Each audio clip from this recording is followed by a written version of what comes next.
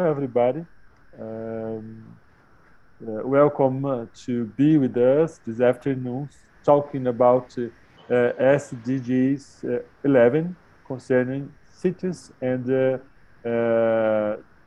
development, sustainable development in communities. We're starting the first section concerning the subject, and we are receiving our guest, Paula Zacarias, and I will introduce her to you. But I must say to everybody that this kind of transmission or this section are registering now, and it will be free to access for everybody with some legend to English language futurely. So I receive Paula Zacarias with great honor in our university in this international or global event related to the Sustainable Development Goals, a global scientific conference organized by UFPE, the Federal University of Paraná. And I introduce Ms. Paula Zacarias. She is architect and urban planner, graduated at Federal University of Alagoas, is a specialist for sustainable architectural and urban environmental rehabilitation by Brasilia University. And she is currently a program analyst at UN, United Nations Habitat, working at the local office in Maceió, Alagoas, in a technical cooperation project with the government of the state of Alagoas. She is also consultant architect for local social housing plans and land regularization plans, architect at SEAGRI and at the Institute of Innovation for Sustainable Rural Development of Alagoas in Emater, Alagoas. Finally, of course, just to a brief CV from her, she is also collaborating research at the City Study Center of at Federal University of Alagoas. So, thank you again, Paula Zacarias, to be with us. Obrigado, Paula, por estar aqui conosco, por abrilhantar este nosso evento. Nós prevemos cerca de 40, 50 minutos de exposição. Posteriormente, questões que possamos receber dos nossos acompanhantes aqui nessa sessão. E eu quero, então, agradecer a sua disposição de estar conosco. Será um prazer ouvi-la. Fique à vontade. Obrigada, Francisco. Obrigada pela introdução. Boa tarde a todas e a todos. Como eu comentei anteriormente com o Francisco, eu hoje me sinto melhor para realmente apresentar em português, me preparei assim. Então, espero que todos entendam. E, como ele explicou, posteriormente no YouTube terá legenda, e se for necessário, eu envio outras informações e esclareço qualquer dúvida posteriormente. Eu gostaria de compartilhar a minha tela. Vocês estão vendo bem? Sim, muito bem. Se você puder colocar no modo exibição de tela, isso, está ótimo, sim. Paula, ótimo. Certo. Com esse modo em tela, eu não vejo o chat, né, ou que vocês conversarem comigo. Então, se tiver algum problema na conexão, vocês podem me interromper, tá bem? Ok, fique tranquila, nós vamos acompanhando aqui nos bastidores. Tá, joia. Vai dar tudo certo. Bom, a minha fala hoje, eu vou fazer um pouco um breve resumo da atuação do ONU Habitat no Brasil, conectando com o tema de cidades e comunidades sustentáveis, né, que é o tema principal de ligação com o ODS 11, que é o Objetivo de Desenvolvimento Sustentável, Cidades e Comunidades Sustentáveis, que é de responsabilidade do ONU Habitat de acompanhar e de monitorar. Antes disso, eu gostaria de explicar um pouco o que significa essa agência da ONU, para quem não conhece. Então, é o Programa das Nações Unidas para Assentamentos Humanos. Dentro do sistema ONU, existem diversas agências, programas, fundos, cada um com uma responsabilidade, né, com um mandato. entre eles o do ONU Habitat, que é a agência ponto focal para a urbanização sustentável e todos os temas relacionados à vida na cidade. Esse programa ele foi estabelecido na década de 70, após a primeira conferência da ONU sobre assentamentos humanos, que é a Habitat 1. A sede do programa hoje fica em Nairobi, no Quênia, e tem alguns escritórios regionais, em torno de 5 ou 6, entre eles o escritório do Brasil e da América Latina e Caribe, que a sede fica no Rio de Janeiro, onde também fica a sede do ONU Habitat no Brasil. E, além disso, nós temos escritórios locais em 3 cidades, Maceió, que é de onde eu estou falando, de onde eu sou, né? Eu acho que talvez o meu sotaque denuncie isso, onde nós temos um projeto com o governo do estado, mas também temos um escritório local em Recife e em Belo Horizonte. Antes de falar dos projetos em si, eu queria dar só um panorama geral, né? Mas eu creio que vocês já estão bem cientes disso. Então, enquanto agência da ONU, nós trabalhamos com as 2 principais agendas de desenvolvimento sustentável, né? A primeira, a Agenda 2030, que foi estabelecida em 2015 por 193 países, do qual o Brasil faz parte, definiu 17 objetivos, 169 metas e diversos indicadores para monitorar a implementação dessas metas e objetivos. Entre esses objetivos, o principal, digamos assim, para o ONU Habitat é o ODS 11, que é o ODS urbano de cidades e comunidades sustentáveis, que traz uma série de diretrizes, metas e indicadores para acompanharmos e monitorarmos os temas urbanos, entre eles habitação, transporte, urbanização inclusiva, patrimônio, gestão de risco, qualidade ambiental e espaços públicos seguros. Mas, ao mesmo tempo, entendemos que o ODS 11 é um ODS essencial dentro dessa agenda de desenvolvimento, porque é um ODS que permite a conexão com os outros objetivos, né? Entendendo que muitos das outras metas e indicadores, elas se territorializam, né? Elas acontecem na cidade. Hoje o mundo é predominantemente urbano, o Brasil também, né? A população é urbana, e, como costumamos falar, a vida acontece na cidade, de um modo geral. Então, por isso que a importância e a conexão dos ODS com o ODS 11 de um modo geral. Entendendo também que esse objetivo permite, né, aumentar a coerência, né, de políticas públicas, principalmente aquelas implementadas em nível local, permite também priorizar os investimentos, né, das metas, já que se conecta com outros objetivos como saúde, educação, mudanças climáticas, gênero, né, e diversos outros temas, e com isso, consequentemente, aumentar nessa plataforma de diálogo e de políticas públicas, de oportunidades e de eficiência, e, sobretudo, de implementação de uma agenda de direitos humanos e de desenvolvimento. Então, queria destacar essa fala inicial.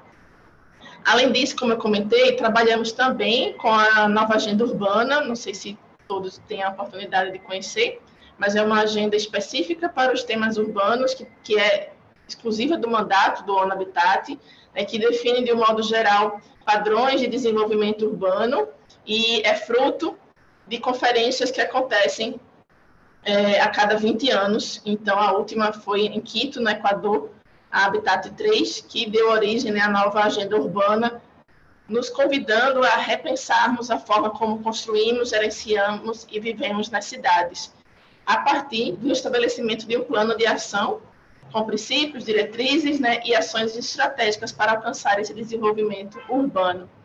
E, como costumamos dizer, né, os ODS, eles nos mostram aonde nós queremos chegar até 2030. Né, nessa década da ação que nos encontramos. Né? Desde 2020, a ONU tem feito esse chamado, né, para que os seus Estados-membros e os seus parceiros tenham um olhar especial para a implementação dos objetivos, considerando que estamos há 10 anos, né, desse marco temporal de 2030. Então, estamos na década da ação.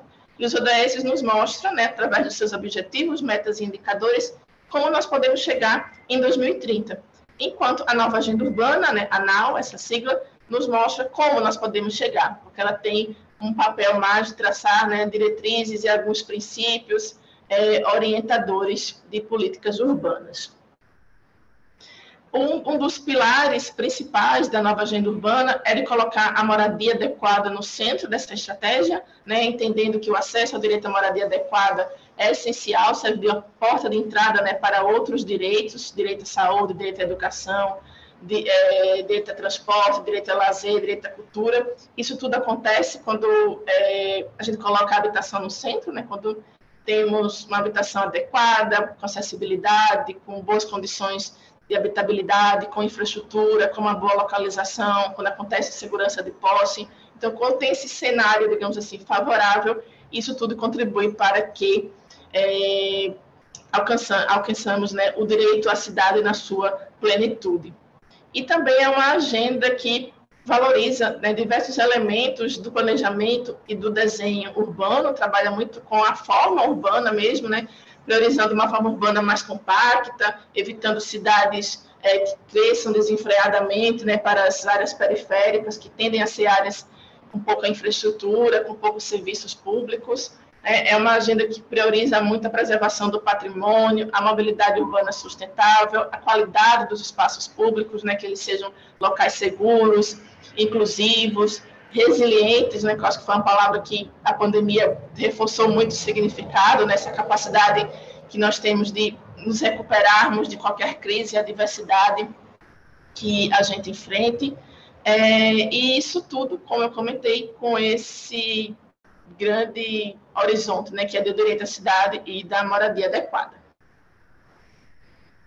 Também trouxe esse mapa que ele explica onde o ONHABITAT no Brasil está atuando hoje. A agência, no programa cresceu muito nos últimos anos. Eu trabalho há 4 anos no ONHABITAT e quando eu entrei tínhamos apenas 2 projetos no Rio, onde fica o escritório, e aqui em Maceió. E hoje já temos vários projetos em andamento e outros em negociação.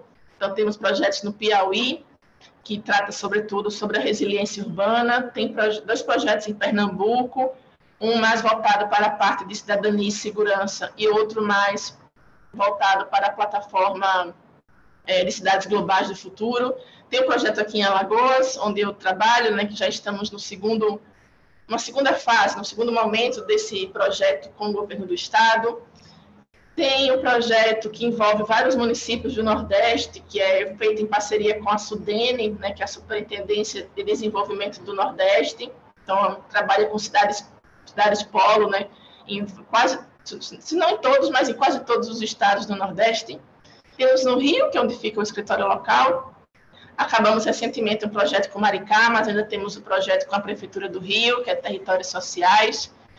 Temos um projeto em Minas Gerais, com a Prefeitura, aliás, 3 projetos em Minas. Um com a Prefeitura, para trabalhar na região de Isidora, que eu vou falar um pouco.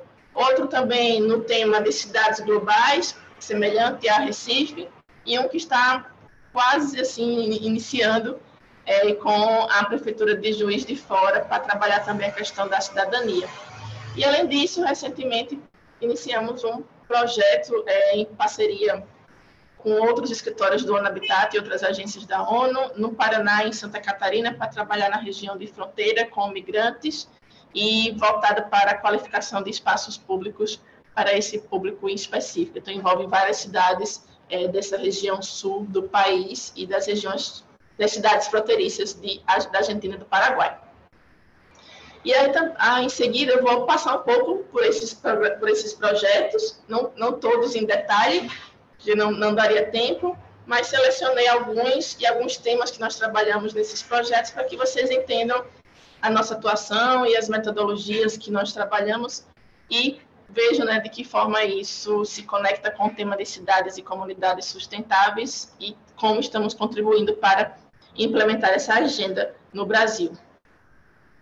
Aqui em Alagoas, onde eu trabalho, o nosso projeto, como eu comentei, é com o governo do estado, já tem 4 anos, e trabalhamos com diversos temas que se estruturam basicamente nesses 3 eixos. Um eixo voltado para a parte de dados e informações, então a produção de análises, de indicadores, de monitoramento. Um segundo eixo voltado à parte de estratégias e soluções, então com o objetivo de propor diretrizes, planos, né, e recomendações para o governo do estado melhorar suas políticas públicas. E um terceiro eixo um pouco mais transversal, de capacidades e oportunidades, onde trabalhamos a parte de capacitação, parcerias e intercâmbios, né, para fortalecer as políticas públicas estaduais e os diversos temas que trabalhamos, né, nesses 3 eixos como um todo. No primeiro eixo, eu trouxe uma metodologia que eu acho que poderia ser interessante para compartilhar com vocês, que é o cálculo do índice de prosperidade das cidades. É um índice que já calculamos, que o Habitat já calculou em diversas cidades do mundo. No México, onde nós temos escritório, foi calculado para quase todo o país. E aqui no Brasil já calculamos para o Pará, aqui para Maceió, Alagoas, vai ser feito em Recife.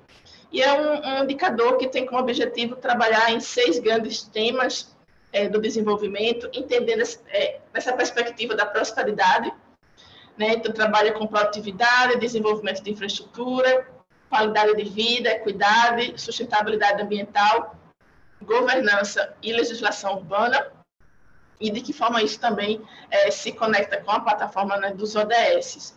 E esse índice ele tem como objetivo, a grosso modo, é como se ele fosse um IDH, né, o Índice de Desenvolvimento, só que voltado para as questões urbanas. Então, aponta onde o município ou o estado tem áreas que precisam ser priorizadas, áreas que precisam ser fortalecidas ou áreas que precisam ser consolidadas. Então, é uma metodologia que é bem abrangente. Nós calculamos aqui para Maceió, então, numa escala de 0 a 100, hoje a cidade se encaixa, né, em 61,3. Então, que isso resulta que é moderadamente sólida. Então, é uma cidade ainda que precisa fortalecer muito as suas políticas públicas. Não sei se vocês conhecem aqui essas capitais, né, o estado de Alagoas, mas é um estado pequeno, é um estado que tem um histórico de pobreza bastante significativo, mas que vem, nos últimos anos, conseguindo se desenvolver economicamente, socialmente, melhorar sua qualidade de vida, mas que ainda tem muitos pontos críticos, né, de acordo com esses eixos que eu mencionei. O principal deles seria a questão realmente da produtividade, da geração de emprego e renda, né, para que isso seja um elemento para que isso seja um elemento, né, um motor que acelere, né, a inclusão social, a qualidade de vida da população. Então, esse o que esse quadradinho que está menor, né, de toda essa barra, a lista azul menor de todas, 1,4, é o que precisaria mais fortalecer aqui na capital. E outros indicadores não estão tão negativos assim. Então, é uma metodologia nossa que aplicamos aqui em Maceió e também em outros municípios. Aqui também, uma outra metodologia que temos aplicado em alguns dos nossos projetos é o Mapa Rápido Participativo, que é uma metodologia desenvolvida com o Instituto Pereira Passos, do Rio de Janeiro, e tem como objetivo fazer um mapeamento, né, dos assentamentos informais, com o objetivo de levantar os principais aspectos urbanos e os elementos mais precários desses assentamentos. Já calculamos isso para todas as favelas pacificadas do Rio de Janeiro, há mais ou menos uns 5 ou 6 anos. Fizemos aqui em Maceió, há 2 anos e meio, nas áreas que aqui nós chamamos de grotas, não sei se já ouviram esse termo, mas como no Rio o pessoal chama as favelas lá de morro, né? Se localizam normalmente nos morros e às vezes as pessoas usam esse termo para denominar a favela. Aqui em Maceió nós chamamos de grotas, que são áreas de fundos de vale, onde historicamente a população de baixa renda tem se localizado. Então, cerca de 10% da população mora nessas áreas. Então, são áreas muito precárias do ponto de vista de infraestrutura, de acesso a serviços, de mobilidade, de qualidade habitacional. E nós mapeamos todas as grotas da cidade, que são hoje em torno de 100 mil moradores, para que isso possa servir de orientação, né, de políticas públicas para o governo. O governo já tem iniciado uma série de intervenções nesses assentamentos, nas intervenções mais físicas de infraestrutura, e nós mapeamos todas as condições urbanas com a finalidade, né, de que, a partir de dados e evidências, o governo possa orientar melhor essas intervenções. Então, aqui alguns exemplos desse mapeamento, né? Então, foram produzidos muitos relatórios, mapas, tudo isso georreferenciado a partir da definição de alguns indicadores, entendendo que esses assentamentos, apesar de precários, eles não são homogêneos, né?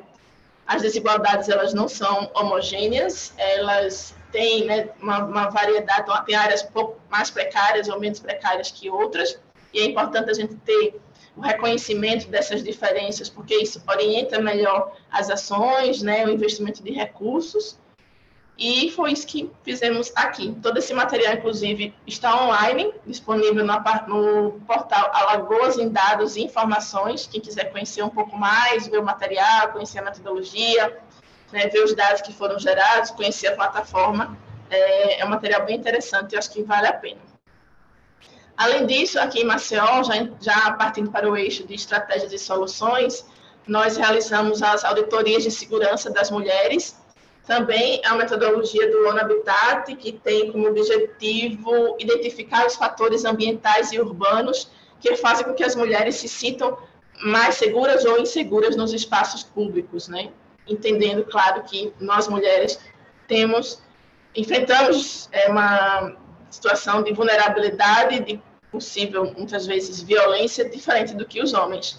Então, essa auditoria parte dessa ideia, desse conceito, e busca, né, incentivar as mulheres a ocupar o espaço público, a participarem da tomada de decisão, e, com isso, ter uma base de elementos que promovam, né, mudanças físicas a partir de um olhar, de uma lente de gênero, de uma lente de espaços mais seguros para as mulheres. Então, é um trabalho também bem interessante, que aqui em Maceió nós fizemos nos 3 bairros mais violentos da cidade, e foi feita uma cartografia, né, da violência nesses bairros, da percepção da violência das mulheres, e como isso pode orientar, né, a construção de espaços públicos mais seguros. Também, nessa perspectiva de melhorar os espaços públicos, mas agora com um olhar mais de jovens, crianças e adolescentes, também temos uma metodologia que se chama Block by Block, que ela já foi aplicada em diversos países, estão esses todos marcados aqui nesse mapa mundo, onde o ONU Habitat já aplicou essa metodologia, e ela é inspirada no jogo Minecraft. Não sei se vocês conhecem esse jogo desse bonequinho que está em tela. Eu não tenho filhos ainda, mas aparentemente é febre entre as crianças, gostam bastante. E ele constrói, né, ele reproduz os espaços em 3D, como se fosse um Lego, né, um quebra-cabeça, como tem nessa imagem, né, em tela. Então, ele reproduz todo o espaço em 3D nesse jogo do Minecraft, e a partir disso, em oficinas de espaços públicos, né, com crianças e adolescentes, nós vamos construindo como seriam as melhores diretrizes e adaptações desses espaços públicos a partir do olhar, né, desse público, e tendo como plataforma esse jogo, né? Então, também, como eu comentei, fizemos aqui em Maceió algumas oficinas com jovens, como estão aí em tela, e onde eles tiveram a oportunidade, né, de visualizar com suas próprias ideias, né, com elementos que eles são acostumados a usar, né, que é o jogo, como é que eles poderiam melhorar o espaço público que eles vivem, né? Então, foram com jovens de áreas precárias, assentamentos informais aqui de Maceió.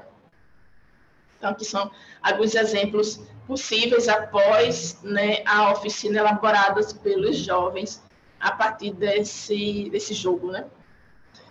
Também, o ano passado, por conta da pandemia, né, acho que impactou a vida de todos nós, e aqui em Maceió nós desenvolvemos um projeto emergencial que tem como objetivo monitorar o impacto da pandemia nos assentamentos informais da cidade, sobretudo as grotas, que eu mencionei antes, entendendo que são territórios mais vulnerabilizados e que tendem a enfrentar a pandemia de uma maneira diferente, né? Mais intensa e mais difícil, certamente, do que outras áreas da cidade, porque são áreas que normalmente não têm infraestrutura, não têm acesso a equipamentos públicos, né, a serviços básicos. Então, mapeamos todo o impacto da pandemia nesse território, e também fizemos um trabalho bem interessante com jovens moradores dessas áreas, para que eles pudessem relatar, né, suas percepções e narrativas de como eles estavam enfrentando a pandemia no local, né, nas comunidades que eles vivem. Então, também é um material muito bacana. Quem quiser conhecer mais sobre isso, eu posso enviar o material para vocês. E aí, passando, dando um pequeno giro pelos outros projetos, como eu mencionei, com a SUDENE, né, que é a Superintendência de Desenvolvimento do Nordeste, temos esse projeto com 51 cidades da região, com o objetivo de fortalecer as capacidades locais para planejamento urbano e governança. Então, serão 51 cidades analisadas, com o objetivo de fazer um trabalho, de fortalecer, de criar e fortalecer um trabalho em rede dessas comunidades, e também delas participarem de um desafio, né, urbano, que ainda vai acontecer o ano que vem, mas com o objetivo realmente de engajar e fortalecer a rede de cidades desses municípios. Em Pernambuco, como eu comentei, o foco é muito na parte de prevenção, cidadania e segurança. Então, nós temos uma parceria com o governo de Pernambuco e mais 2 agências da ONU, que é o PNUD, Programa Nacional para o Desenvolvimento, aliás, Programa das Nações Unidas para o Desenvolvimento, e o ONDC, que é a Agência da ONU de Crimes e Drogas. Então, são as 2 agências que trabalham mais nessa pauta também da violência. Em parceria com essas 2 agências e com o governo de Pernambuco, temos esse projeto lá, que tem como foco trabalhar espaços públicos e a integração da população mais vulnerável a esses espaços nessa perspectiva, né, de redução da criminalidade e também com uma lente, né, de gênero, trabalhando aquela outra metodologia que eu comentei de auditoria de segurança das mulheres. Então, em Pernambuco, iremos trabalhar com os 10 territórios mais vulneráveis, aplicando essa metodologia, também com oficinas de espaços públicos, sempre tentando trazer, né, os grupos que tendem a ser os grupos mais vulnerabilizados, então mulheres, jovens, crianças. Também calcularemos o índice de prosperidade das cidades, que foi a primeira metodologia que eu comentei, né, que foi feita aqui para Maceió, então também será calculada em Recife. Então, em breve teremos esses dados, quem se interessar pelo tema, para pesquisar, conhecer um pouco mais a metodologia. No Rio, já temos também um trabalho, mas é um pouco diferente em relação a esses 2 que eu comentei. O nosso projeto com a prefeitura, ele trabalha a questão da busca ativa, né, que tem como objetivo identificar as famílias que não são atendidas por serviços públicos, né, ou que estão em situação de vulnerabilidade, e tirar essas famílias da invisibilidade, né, porque se elas não são atendidas por esses serviços, então certamente elas não acessam equipamentos de saúde, de educação, né, e estão provavelmente numa situação mais vulnerável e de risco. Então, com esse trabalho de busca ativa, é identificar essas famílias para que elas integrem esses sistemas de segurança, principalmente de saúde, educação e de serviços básicos ofertados pela prefeitura.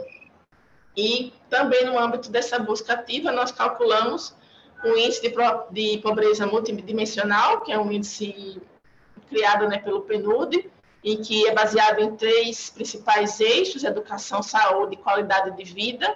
A educação, sobretudo, as crianças que estão fora da escola e da creche. A saúde em 2 principais aspectos: mortalidade infantil e insegurança alimentar. E a qualidade de vida, né, os padrões construtivos da moradia e o acesso à infraestrutura, desde esgotamento, saneamento básico, mas também de elementos, né, que permitem uma melhor qualidade de vida, como acesso a filtro, né, porque é isso, consequentemente, você tem acesso a uma água de qualidade, a um banheiro adequado, a ter, né, como cozinhar seus alimentos. Então, isso tudo entra, né, nesse conjunto do que seria qualidade de vida a partir desse indicador. Um outro projeto, como eu comentei, é o de Belo Horizonte, que chama ProIsidora, que é um programa de proteção ambiental e melhorias urbanas da região de Isidora, que é um assentamento informal bem precário da cidade, historicamente assim, bastante conflituoso, inclusive, acho que uma das maiores, se não a maior, mas uma das maiores favelas, né, de Belo Horizonte, que tem uma série já de situações conflituosas e difíceis, né, nesses últimos anos. E, com isso, nós estamos em parceria com a Prefeitura de Belo Horizonte para elaborar, né, projetos e propostas que garantam a qualidade de vida desses moradores, a integração deles no restante da cidade, né, no tecido urbano, e aí propondo, né, mecanismos de intervenção, de recuperação ambiental, mas tudo isso com a participação a participação cidadã em todo o processo de elaboração desse projeto de urbanização desse assentamento. Então, também trabalha muito com o tema de moradia adequada, com regularização fundiária, é uma área ambiental também bastante complexa, então tem esse componente ambiental também que vai ser trabalhado. E, além da prefeitura, nós estamos fazendo esse projeto em parceria com outra agência da ONU, que é o NOPS, que é o Escritório das Nações Unidas para Projetos. Então, serão em torno de 5.000 famílias, né, que ocupam essa região, numa área mais ou menos de 1,5 km, e que, se der certo, né, esse plano de urbanização ser realmente implementado pela prefeitura, serão as famílias beneficiadas. Recentemente, como eu comentei, iniciamos um projeto de espaços públicos e migrações, então é um projeto em parceria com outros escritórios da ONU, então não só o Brasil, mas a Argentina, Paraguai e também o Líbano.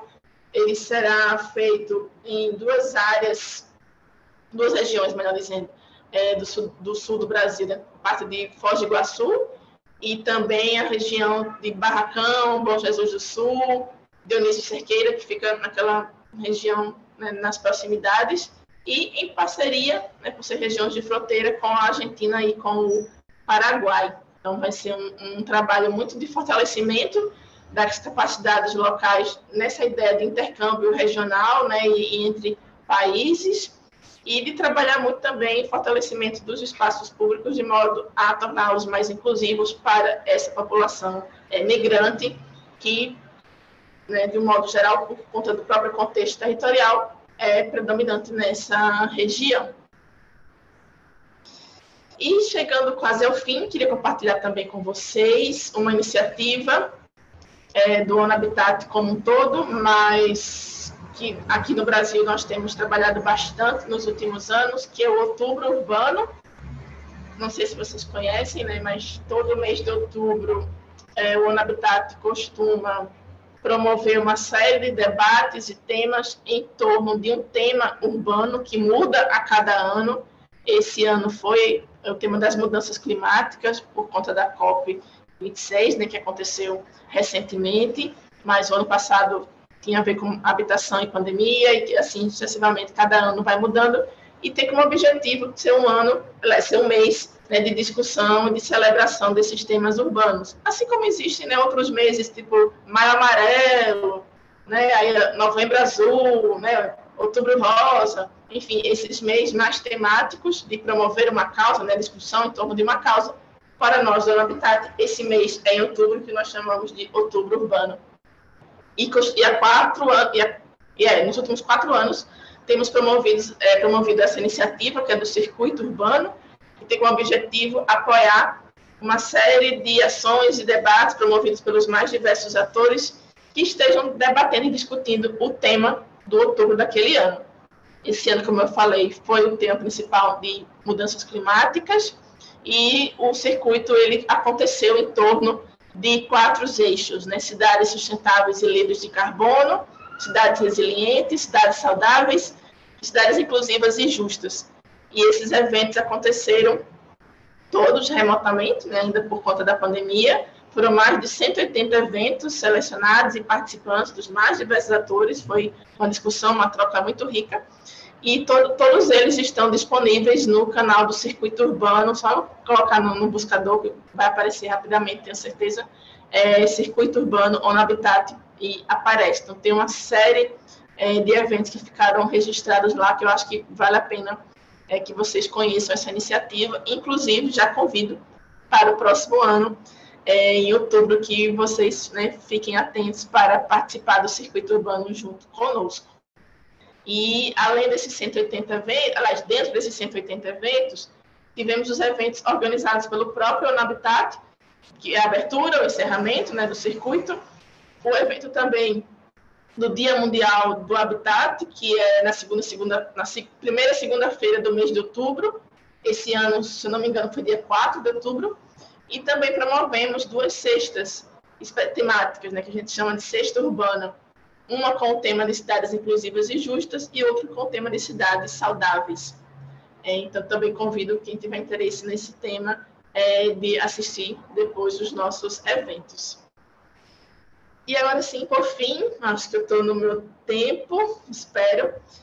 Quem quiser conhecer um pouco mais sobre o nosso trabalho, saber todas essas iniciativas que eu comentei, e principalmente o que nós realizamos o ano passado, em parceria com os nossos parceiros desses projetos, convido vocês a acessarem o relatório anual, que está disponível nesse link, mas eu posso colocar no chat depois, onde tem todo um resumo, mas bem mais detalhado do que eu pude apresentar hoje, sobre todos esses projetos, pelo menos aqueles que já estavam sendo implementados em 2020. É isso, obrigada a todos e a todas. Deixo aqui meu contato, meu e-mail, para quem quiser depois da apresentação, ou quiser conhecer um pouco mais das metodologias que eu apresentei, eu posso enviar os materiais para vocês, indicar onde eles estão hospedados, e fico à disposição. E se tiver dúvidas, comentários, estou por aqui. Ok, Paula, muitíssimo obrigado por essa apresentação. É interessante assim notar que a sua exposição ela dá uma belíssima continuidade, uma ligação com a palestra que nós tivemos na parte da manhã. No nosso evento nós temos grandes sessões plenárias e sessões complementares de debates, como essa aqui de agora. E nós recebemos nessa manhã, na primeira sessão plenária, a Vanessa Nadali, que não sei se você conhece, talvez sim, talvez não, mas Vanessa Nadali é do IPEA Brasil, e ela apresentou um panorama muitíssimo interessante sobre a situação das cidades no Brasil, a questão da habitação, do habitat no contexto brasileiro a partir de programas, ações, dados do próprio IPEA. Quando a gente, agora à tarde, recebe você com toda satisfação e vê você apresentando esse panorama interessantíssimo de atuação de um organismo internacional, né, as Nações Unidas Habitat, né, para um tema muito parecido, que é aquele que nos chama aqui, os desenvolvimento sustentável para cidades e comunidades, essa continuação do diálogo entre duas representantes institucionais que trabalham com o tema, para a gente é extremamente satisfatório. Ou seja, a gente começa, através desse evento organizado aqui pela nossa agência internacional, a ver esse raio de ação que organismos e pessoas têm feito para esse tema internacionalmente, mas agora, nesse momento, com um olhar sobre o Brasil. E eu fiz lá uma questão, e também vieram outras duas no mesmo sentido, que eu vou aqui ver contigo também. Olha só, o tema da habitação, o tema habitar, né, não só habitação, mas a questão da urbanização da cidade, é um tema que, para nós, especialmente na América Latina, e o Brasil é muito expressivo aí, tem um agravamento de conflitos muito sério pós a década de 1950. Não que não tivesse antes, obviamente, tinha, mas ele não tinha a mesma intensidade e proporcionalidade que ele atingiu após o que nós chamamos de modernização brasileira, modernização da agricultura, inchaço e crescimento vertiginoso de cidades, associada a um empobrecimento incrível da população urbana, um crescimento vegetativo descontrolado, evidentemente resultando em cidades com condições extremamente caóticas à vida humana. Predominantemente caóticas, não é que tudo é caótico, mas predominantemente. A questão que apareceu de manhã e que eu trago para ti como reflexão do diálogo de uma pesquisadora, de uma ativista que está envolvida com tantos projetos numa representação tão importante como é essa das Nações Unidas, mesmo com tantos problemas, a gente começou a ter uma visão de que que as coisas poderiam melhorar no Brasil, volta de 1995, 2000 e que foi até mais ou menos 2015. Investimentos públicos, políticas públicas, interesses brasileiros e internacionais em melhorar condições de vida da população. E isso significa melhorar acessibilidade, transporte, respeito, dignidade, etc. Trabalho, comida, moradia, saúde, está tudo junto aí, né? Mas a gente, de uns 5 a 6 anos para cá, viu esta roupa, essa esperança comprometida. Nos seus trabalhos, nesses vários projetos que você mostra em tantas cidades do Nordeste, no Rio de Janeiro, em outros lugares, em Belo Horizonte, como que a UN Habitat, como que você, envolvida com toda essa problemática, vê mudanças num cenário de tão curto tempo, quando havia tanta esperança de melhorias substanciais para o futuro próximo e uma alteração tão profunda nelas, como que você vê esse processo, essa passagem que você nos traz para olhar para o futuro? Porque eu acho que está todo mundo impactado nesse momento, mas os projetos da UN continuam aí, você os apresentou. Como ver, na questão, como ver esse processo histórico? E a segunda questão que vai junto, eu vou lhe dar a oportunidade de você continuar falando, nossa ideia aqui é um diálogo mesmo, né? É assim, como que passam as questões étnicas, né? Você falou realmente das questões infraestruturais, dos projetos de inclusão e tudo, e também da questão de gênero.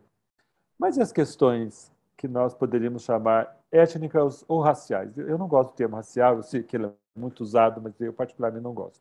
Eu tenho aí uma divergência com a terminologia antropológica, então, por aquela visão biológica que raça é humana. Nós temos diferenças étnicas, mas o termo geral mais usado é raça mesmo. Então, nós vamos observar aí, no contexto das cidades brasileiras, uma forte segregação e uma predominante injustiça sobre determinados grupos étnicos ou raciais. Eu diria, negros, indígenas, parte de mestiços, mas, sobretudo, também brancos, pobres, aí tem a questão de classe, né? Não têm as mesmas condições que a cidade possa oferecer. Como é que aparece a questão étnica nos projetos UN Habitat? Então, são duas grandes questões. Se fique à vontade para comentar, a ideia é continuar nosso diálogo. É isso aí. Obrigada, Francisco. Difícil essas perguntas, mas é complexa a resposta. Mas vamos lá. Começando pelo final. Como você perguntou, né, e mencionou, eu falei também nas minhas apresentações. O Habitat, enquanto essa agência da ONU, ele trabalha, né, com diversos temas, mas sempre com a perspectiva do desenvolvimento urbano sustentável, da moradia adequada, como costumamos falar, com uma lente, né, de gênero e de inclusão, de gênero, raça e classe. Mas isso é o que orienta o nosso mandato, nossas agendas, né, orientadoras de desenvolvimento, nossas metodologias, tem diversas publicações do Habitat em inglês, inclusive, acho que tem pessoas assistindo, né, gente, em inglês, eu posso passar depois. Mas aí eu posso falar especificamente dos projetos que a gente atua, que foram esses que eu apresentei. De um modo geral, nos últimos anos, o ONU Habitat tem apoiado muitos governos locais na produção desses dados, desses indicadores, e sempre que possível trazendo essa lente de gênero e raça ou etnia, como você queira mencionar. Isso é um princípio que está presente em todas as nossas metodologias.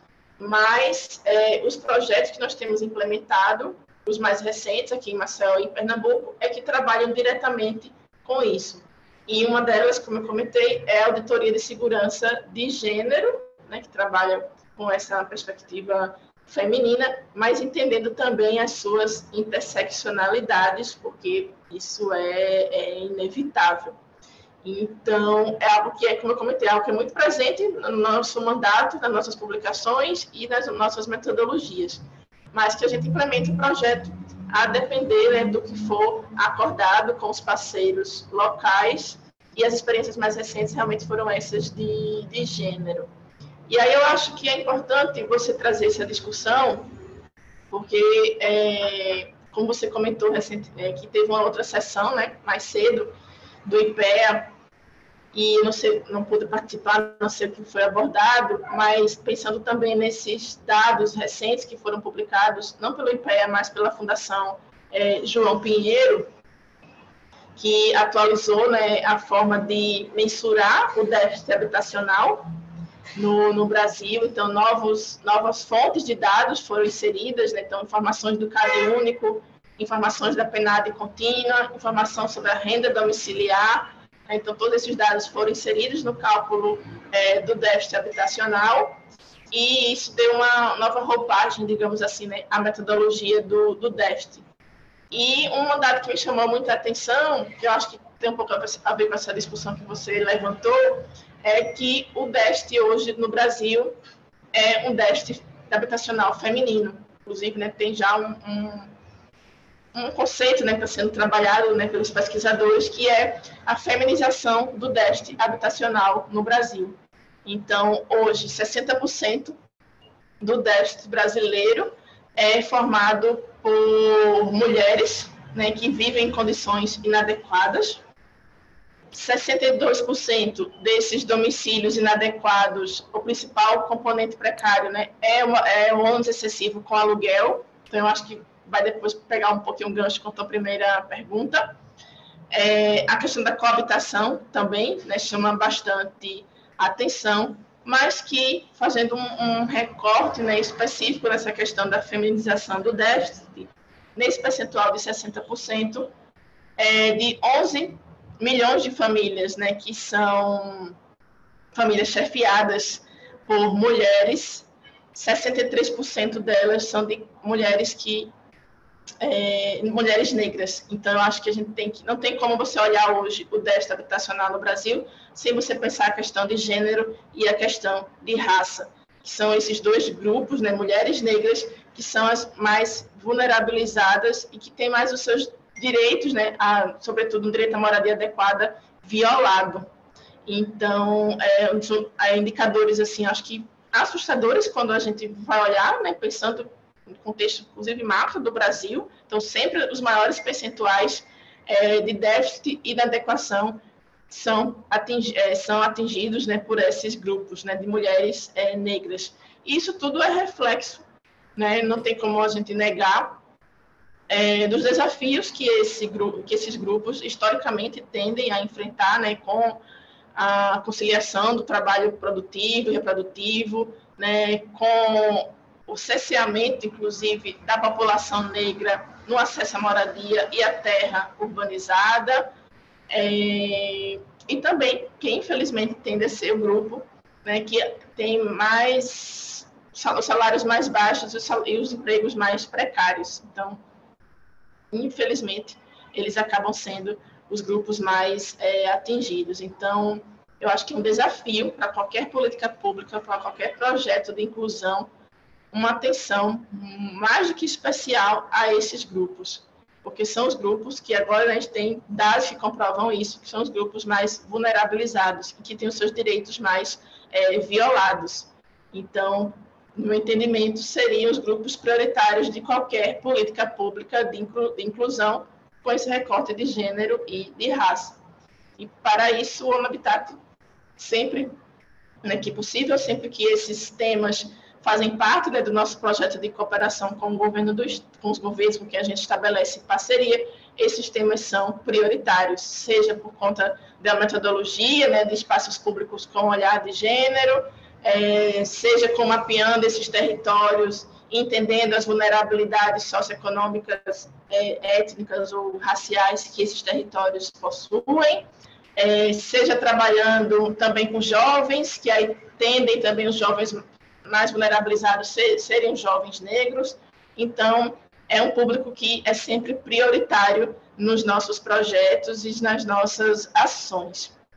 E acho que é isso, acho que eu respondi a tua primeira pergunta. A primeira que você falou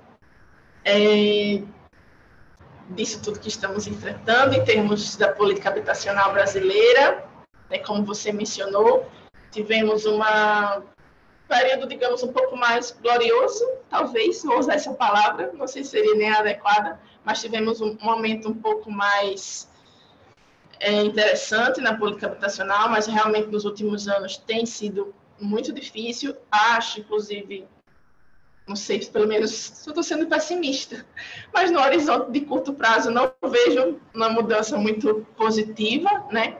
Mas o Brasil ele já tem as suas desigualdades habitacionais, elas são históricas, né? Fruto desse, como você mencionou, né? Dessa transição de um modelo de desenvolvimento que era mais agrário, né? Que era mais exportador, porque o Brasil, né, na década de 30, 40, era um Brasil mais rural, mas houve uma rápida aceleração, né, do crescimento, da urbanização, então nós rapidamente nos urbanizamos, mas essa rápida urbanização ela não acompanhou, né, políticas habitacionais que melhorassem realmente a qualidade de vida da população mais vulnerável. Então, foi um rápido crescimento, mas com um aumento também desenfreado das desigualdades.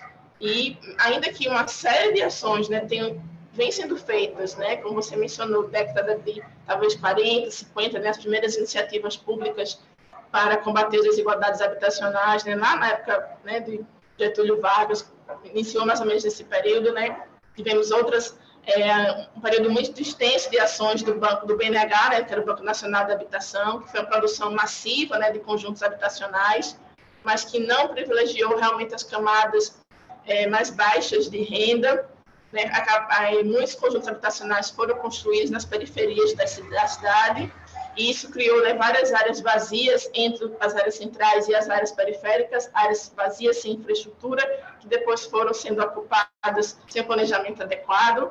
E aí, em seguida, alguns anos depois, né, vem o Minha Casa Minha Vida, que continua privilegiando a ocupação dessas áreas mais periféricas, né, de bordas, né, da cidade, não privilegiando a ocupação nas áreas centrais, não também privilegiando o atendimento aos grupos de menor renda, né, aquela faixa realmente de até um salário mínimo, aquela faixa da pobreza, da extrema pobreza, né, de pessoas que vivem com menos de R$ 150 por mês. Então, não foram políticas que foram voltadas ou prioritárias, digamos assim, para esse público.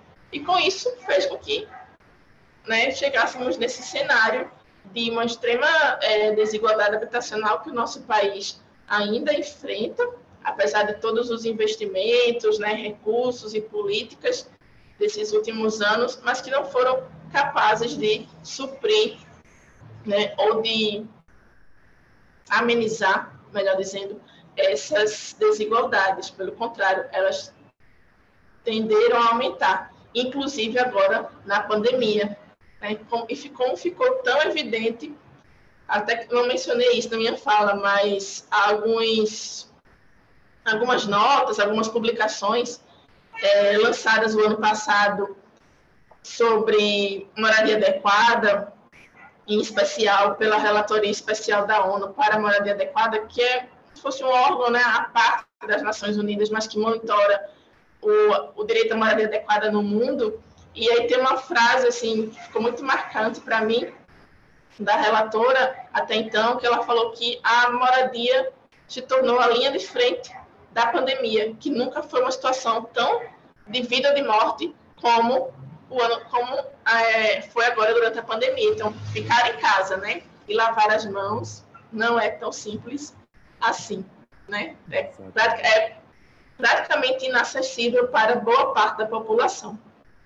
Então, realmente ter o acesso à moradia adequada se mostrou essencial, né, com boas condições de habitabilidade, com a boa localização, né, perto das áreas centrais, perto das oportunidades de emprego e renda, perto dos serviços básicos, né, dos equipamentos públicos, de esporte, de lazer. E como isso já era notório, todo mundo já sabia, mas acho que a pandemia colocou uma lente de aumento nessas desigualdades. E que eu acho que é o grande desafio que a gente tem pela frente de encarar isso. Uma perspectiva agora de que é questão de saúde pública. Né? Não é mais uma questão só de 4 paredes ou um teto, ou de uma política habitacional que não traz esse olhar, que, antes de tudo, é uma questão de acesso à água, acesso a saneamento, acesso a meios de transporte adequados e acesso de melhorar as condições de vida da população. Então, acho que vai ser um desafio. Não sei se eu te respondi, não sei se dá para a gente ser muito otimista, está um pouco difícil. Não diria otimista, né? Assim, mas a gente tem que ser... tá um pouco complicado. Acho que nós temos que ser também um pouco visionários, né? No sentido de que, olhando o passado e a história da humanidade, muitos momentos muito difíceis, de até o grosso da sociedade acreditar que estaria no seu fim enquanto existência, foram superados. Obviamente que o motor da história, ele mostra para a gente que a gente encontra saídas. Então, eu digo visionário no sentido de que, sim, é uma crise jamais imaginada na sua dimensão, como esta agora, mas que a gente também está a gestar elementos para sair dela. E é evidente que ela nos ensina muito. Eu sim diria, claro, ouvindo você, né, nós estamos aqui no diálogo, que talvez o que tem acontecido durante e por causa da pandemia é que muitos desses problemas que já são conhecidíssimos de nós, que trabalhamos com cidades, que trabalhamos com intervenções urbanas, com planejamento, que sabemos das mazelas, isso faz parte do nosso conhecimento, né, Paula, da nossa experiência. E eu acredito que a pandemia fez o quê? Exatamente, por mostrar a importância de um ambiente, de um habitat seguro, de uma condição de vida urbana com qualidade para todo mundo, é, é que a pandemia fez sair do meio, do nicho mais específico de especialistas como você, como a UN Habitat, como os pesquisadores de planejamento urbano, saiu desse nicho e tomou a esfera geral, porque mostrou, claro, que nós precisamos ter segurança de vida, inclusive para enfrentar pandemias como essa. Mas seus comentários foram excelentes, eles vieram nos acrescentar mais dados para compreender melhor a situação. Nós temos aqui uma outra questão, Paulo, e é a nossa última questão, não vou tomar mais o seu tempo, nós tínhamos previsto por volta de 1 hora, da Elisa, que pergunta assim, como é que nós, sociedade civil, podemos nos engajar nesses projetos que Paulo tão bem apresentou aí para a gente? Olha, é um autoconvite para a gente, nós também queremos contribuir com o trabalho da UN Habitat. Serão bem-vindos, serão bem-vindos. Bem-vindos e bem-vindas. Como eu comentei no início, né, o ONU Habitat é uma agência de cooperação técnica. Então, normalmente trabalhamos por meio de um projeto de cooperação, de um modo geral, nos últimos anos no Brasil, com prefeituras ou com governos do Estado, mas nosso mandato permite que a gente trabalhe com universidades, com sociedade civil como um todo. Por conta desse crescimento da agência, né, dos projetos que eu falei, temos priorizado parcerias nesses locais, porque nós conseguimos unir, né, o útil ao agradável e teria realmente alguém, né, uma representação técnica nessas cidades. Então, temos priorizado parcerias nesses locais que nós temos escritórios, mas estamos abertos a parcerias, a intercâmbio, a participar desses eventos, às vezes a ministrar uma palestra, a organizar um curso junto, a pensar, né, em alguma ação em conjunto com diversos outros atores de qualquer lugar do Brasil. O ONU Habitat está sempre de portas abertas e tem sempre feito essa iniciativa mesmo de parceria, né, com diversos atores. Eu acho que, como eu comentei, o circuito urbano é um exemplo disso, né? É um evento que acontece, uma iniciativa que acontece todos os anos em outubro, que convida, né, os mais diversos atores, universidades, sociedade civil, como a Elisa comentou, a participarem, a organizarem eventos com o nosso apoio, com o nosso engajamento. Então, convido vocês a participarem, a acompanhar as nossas redes sociais, principalmente o Instagram, que é onde é um pouco mais ativo, onde publicamos constantemente eventos, notícias sobre esses projetos que eu comentei, publicação de vagas, quem tiver interesse, né, em participar de algum projeto, em trabalhar com a gente em algum desses projetos, as vagas também são divulgadas normalmente no nosso Instagram. E ficamos à disposição para conversar sobre outras possibilidades de parceria e de engajamento, quem tiver interesse nos nossos projetos. Muito bom. Elise, que colocou a pergunta, e todos estão acompanhando, né? A Paula disponibilizou no final da apresentação o seu contato, né? O contato dela. Eu acho que aqueles que se interessarem, que puderem estabelecer parceria, contribuir, porque quanto mais gente e de melhor qualidade e de melhor engajamento, melhor serão os resultados para a gente promover a melhoria da qualidade da vida urbana, a melhoria das cidades. É um trabalho, é o principal objetivo do UN Habitat, mas é um anseio de todos nós que estamos trabalhando e vivendo nas cidades. Então, Paula, muitíssimo obrigado mais uma vez por estar aqui conosco, obrigado por ilustrar e abrilhantar a realização desse grande evento, essa conferência global de desenvolvimento sustentável, cidades e comunidades, no ODS 11. E então quero deixar aqui o agradecimento especial da nossa universidade, Universidade Federal do Paraná, Agência Internacional e a Pró-Reitoria de Pesquisa e Pós. Nós já vamos encerrando. Passo a palavra para você, para suas últimas palavras, e a gente encerra essa sessão. Obrigada, Francisca. Obrigada a todos e a todas que nos assistiram. Foi um prazer participar desse momento com vocês. Espero que a gente tenha outras oportunidades de participar de outros eventos que vocês organizem. Podem nos chamar. Se eu não puder participar, tem outros colegas que poderão, certamente, e vai ser sempre um prazer compartilharmos nosso trabalho, metodologia, resultados. Talvez por ser uma universidade tenham estudantes, pesquisadores que se interessem por esses temas urbanos, que queiram, né, usar nas suas pesquisas essa fonte de dados. Então, é sempre um prazer para a gente compartilhar. E deixei o meu contato aqui no chat, mas também estava na minha apresentação. Quem quiser a apresentação PowerPoint, eu posso enviar. Quem ficou interessado em algo que eu apresentei em algum projeto, o projeto em si, os resultados, a metodologia, eu posso também enviar por e-mail.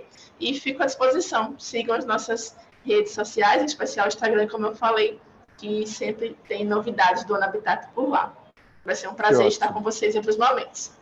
Que ótimo, Paula. Eu só lhe desejo todo sucesso no seu trabalho, na equipe que você está integrada, e que a UNABITAT possa oferecer cada vez mais resultados positivos e melhores. Apesar do momento muito difícil que nós aqui falamos que nós estamos atravessando, ter uma visão ou ter uma mente visionária e um certo otimismo e esperança para o futuro melhor é o que nos anima a fazer o que nós estamos fazendo. Então, muitíssimo obrigado mais uma vez. Tenha um excelente final de tarde. Um abraço a todos nós. Obrigada, aqui. Francisco. Muito obrigada pelo convite.